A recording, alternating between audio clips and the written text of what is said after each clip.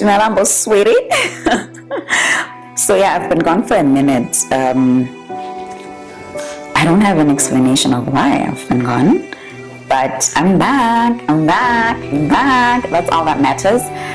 So today we're going to be doing makeup and telling you a murder mystery. Yay! So when I went ahead and did my eyebrows off camera because I don't have the time for that. I hope they look like siblings at least. I don't want to lie, today's topic weighs very heavy on my heart. So yes, so bear with me, and I feel like it's going to weigh heavy on everyone's heart, to be quite honest. So let us start. It was 26 years ago. I'm 26 this year in November. It was 26 years ago, and a young girl from the Muti village went missing. And this is her story. The young girl that I am talking about, she was 14 at the time, so she was just starting her teen years. She was with a friend. They were selling about dinamoni for a church trip to Francistown. And this is the story. This was a statement that her friend Monye, who was the last person to essentially see her, this was her account of the story. So she later retracted this, but I want us to actually talk about what she had said, right? Cool. Monye says that her and Segametsi Mogomotsi were in the village selling oranges. While they were doing that, they saw a gentleman from the same village, Abidua Mokhalo. Mokhalo waved at them, or Abadumedisa, and the girls didn't receive the wave because it was Monye. Monye says that this man, Segametsi had said that this man had made advances at her, and so the hella Segametsi was like, this man won't creep out, like on a couple of occasions, and try to pull me to the side, and he makes me very uncomfortable. So and they went about their business. And then later on, they saw Kata Bare, who wants oranges, so Batra Solamad. Khasa Solamadia Nabar, okay, Arem go Palapin Yeholeha, your money adinamun. So the girls follow him to the house. Habatanako Palapin, they arrive at Nana's house. Nana is Kata's sister and also dating, and also I should note that Nana is dating Mokhalo, right? Cool. So they get to his house, and then Nana had Kata for 5 pula to give the girls, and then during the transaction, Munya says that she got called by somebody at Robatana, so she left Segametsi with Kata and she just assumed that Segametsi would join her once she was done with that particular transaction. Okay, cool. Munya Are, when she went to give the neighbor her dinamoni back, she then got more clients, like more people wanted dinamoni in the neighborhood. So I guess like a neighbor wanted more dinamoni, and so she was gone for an hour. She says that she was gone for an hour, and then she went back to the house, Nana, and when she got there, Kata Bamarar, no, like she left. Okay, the young girl, unsuspecting, left it at that. So she went to Segametsi's house. When she gets to Segametsi's house, Segametsi the mom of Malala, so then Muti goes to church with another friend. They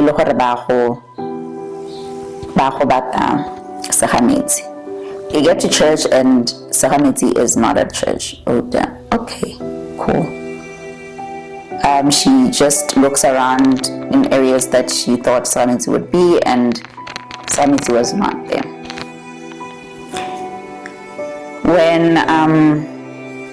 And then she went home. She eventually went home because it was late. It was around 5, 6. So it was a little late. So as Segametsi at church or at the spots that she thought she would find her, she eventually went home. And that was the last time Muti saw Segametsi alive.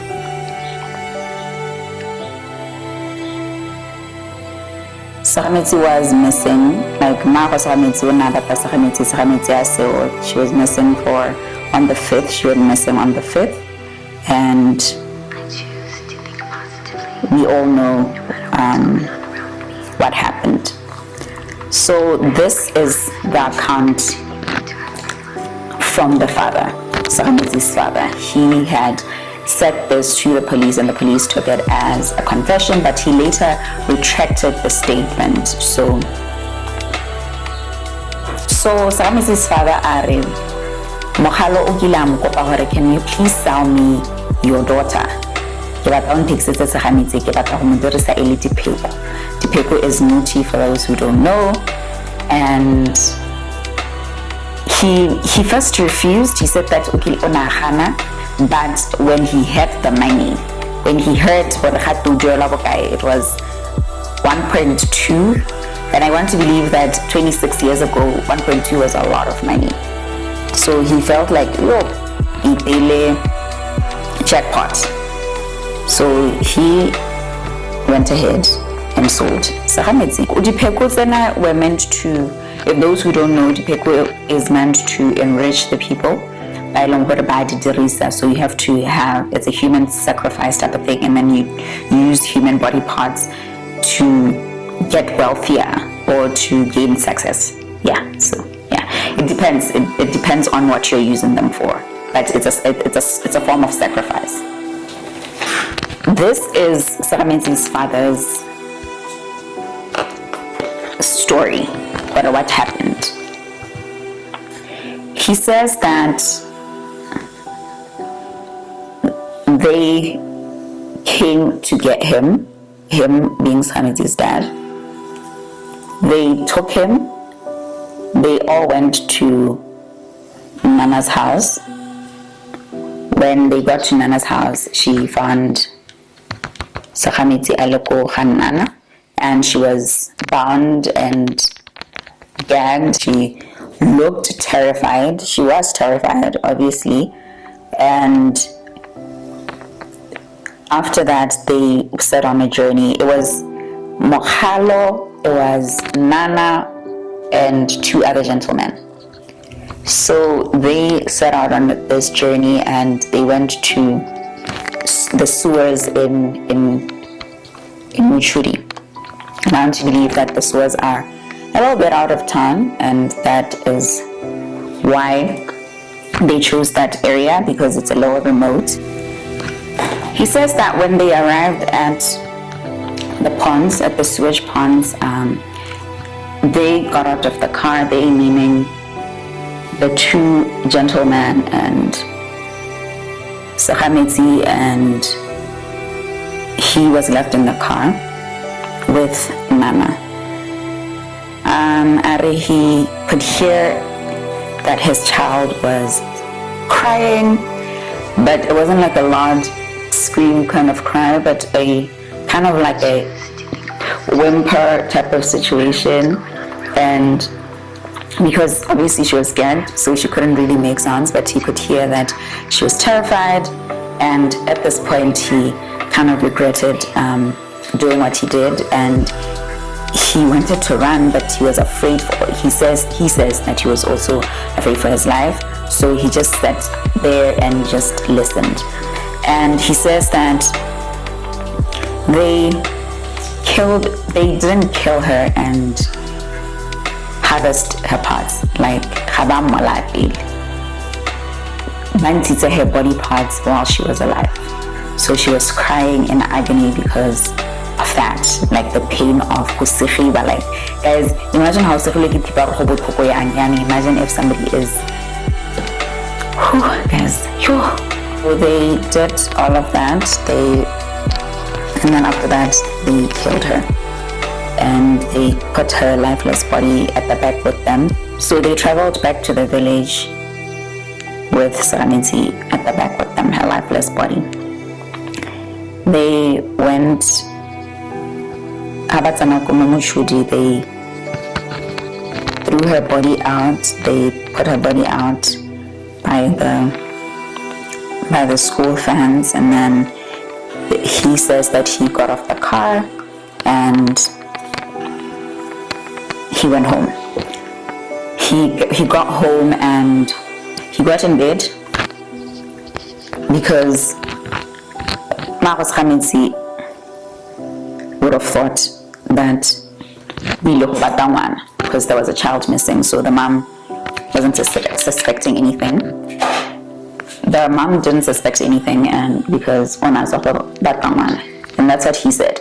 He said that he just got home and he really would have told her so yeah, he got home, he got in bed, and he says that he couldn't sleep. All he could think about was the child, like his screams, the pain she was going through. He was regretting it. And also, let me mention that he mentioned that I get a deposit of $600, and then the rest later. And when he got out of the car, they didn't pay him. He just and also so he couldn't even ask for the money because now I feel if he asked for the money. So he went home. He slept or tried to sleep, and early morning he woke up.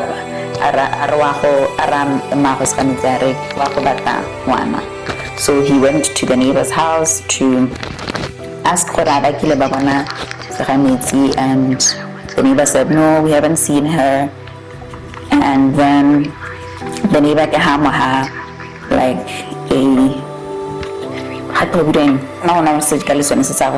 he set on a journey back home. And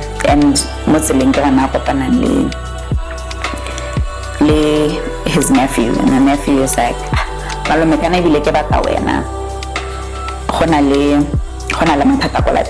so he gets in the car and they go home.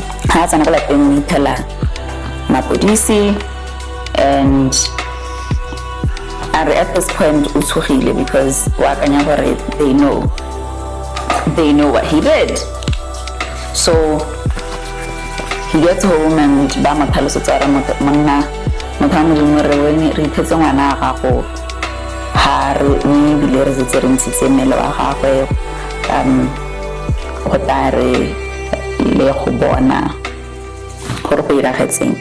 and he was so relieved because he wasn't a suspect. The suspect was then, because of the statements Taha Munyele Lera Segametsi, Mogalo was arrested and questioned on 2 occasions, and he maintained his innocence. Mogalo later won his case. Like, he won a case against the government. In 2009, he was awarded 300,000 for wrongful arrest. And remember, Segametsi went missing on the 5th of November, and she was found dead on the 6th. So, February, the people of Muti were like, hey, this has been going on for too long. Like, you guys have been investigating and nothing is being done. And they went ahead and protested. They started riots, and I know that they looted business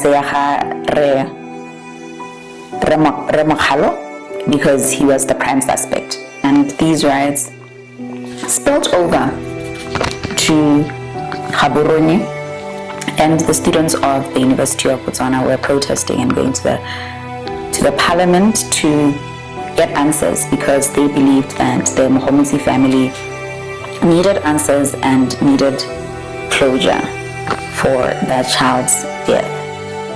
Unfortunately, some people were hurt during the protest because mapodisi bana ba ataka bulete, and I know that a person like a boy on a protests and riots are not really our brand.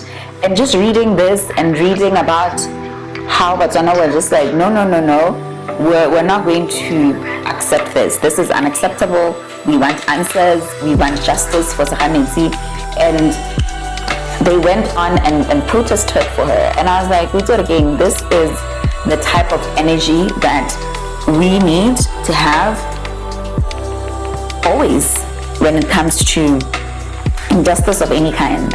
So Botswana they should get Scotland Yard to come and help with the investigations. And till today, the report hasn't been made public. I understand, maybe, I don't know, let me not lie and say I don't understand, but I believe that even if it's said for as the general public and the report is not made public, at least enable the Mogomotsi family. Let the Mogomotsi family get some sort of closure. As I was researching for this story, I saw a petition by Segametsi's brother who is seeking and petitioning that the current government should reopen the case and show them the Scotland Yard report so that they can have closure. It's been 26 years. Segametsi would have been 39 this year, and we still don't know what happened to her. Even after the riot, even after the protests, there is still no information of what happened to her. And Segametsi was not the first person, nor was she the last person who the ritual killings. Like, ritual killings are known. Like, it's a known fact. Like, it's a known secret of some sort where these things happen in Botswana. We all know where last year, the election, kids go were told, don't be going outside too late, Lona, because and that's what they're called, the men who steal kids. And let me know in the comments below of the stories and that you might know of from your village or anywhere where people, especially kids, were found with body parts missing. Also, more commenting, let me know what do you remember about the time Segametsi passed away, if you were old enough to remember. If not, it's fine. What do you know of it? And also, let's just have like an engagement and find out what did I miss. Maybe there's stuff that I've missed, because finding information in our country is hard, guys. So yeah, let's engage in the comments below. I'll also leave the petition, Segametsi's brother, in the description box. Please do sign it so that they get justice and get closure for their family members passing. It's so heartbreaking. After people still don't know what happened to that child, and people don't know what happened to their sibling. So just in this small way help the Mogomotsi family. To the government of Botswana, please reopen the case. Have a fresh pair of eyes look at it. Maybe they will find out something that the other policemen failed to find out. It is important to note that Mogalo was a prime suspect until his passing. He passed away in 2011. And he was innocent until proven guilty. I am not saying he is guilty. I ain't saying that. Guys, I went for a lively look.